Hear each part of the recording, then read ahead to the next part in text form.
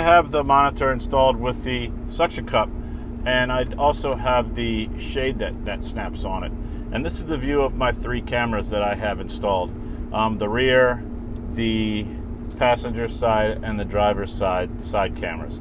Now you hit the select button and you can roll through. There's the driver's side,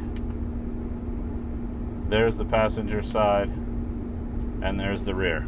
So we're going to take a little drive down the road here and see what it looks like when we're moving. All right, so now I'm getting on a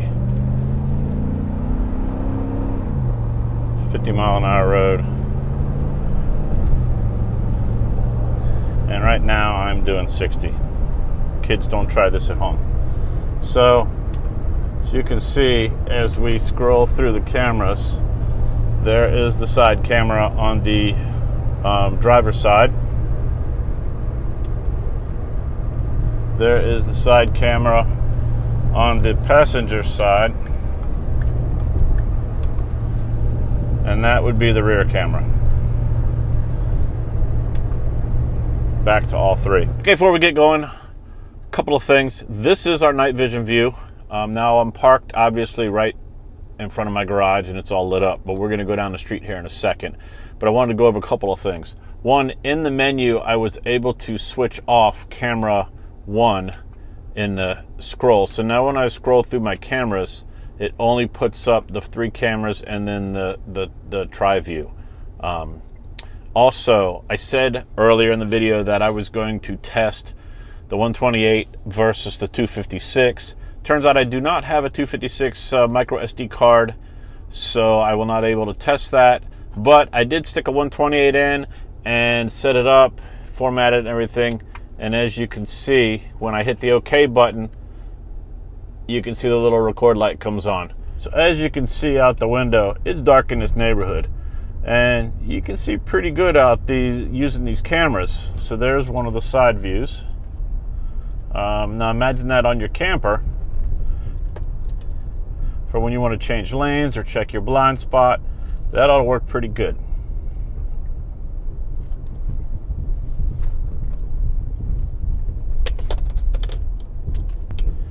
And I have the rear camera facing down. It's probably getting some light from my license plate lights, but it does work pretty good here.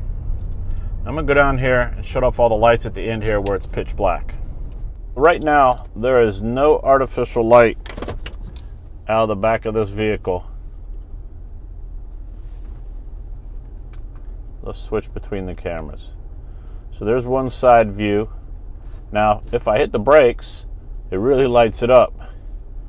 So on the side of the camper, you're going to have lights, you're going to have brakes, so you're going to have some light back there.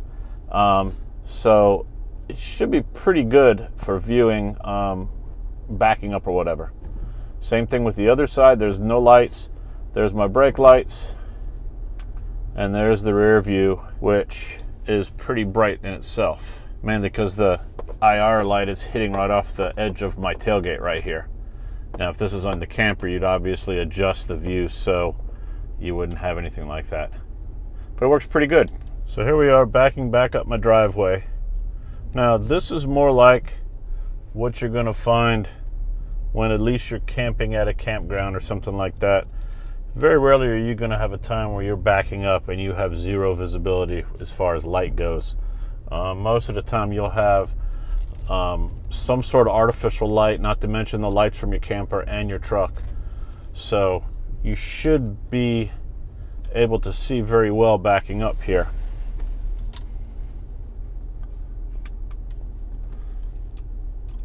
So again, there's my side view, which you can see there's a vehicle back there.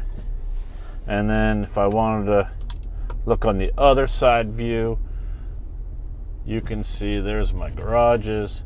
And what's really nice about this is as you're backing up your camper, as you know, you have you essentially are jackknifing your camper. So there's always going to be one side with the rear view camera and or the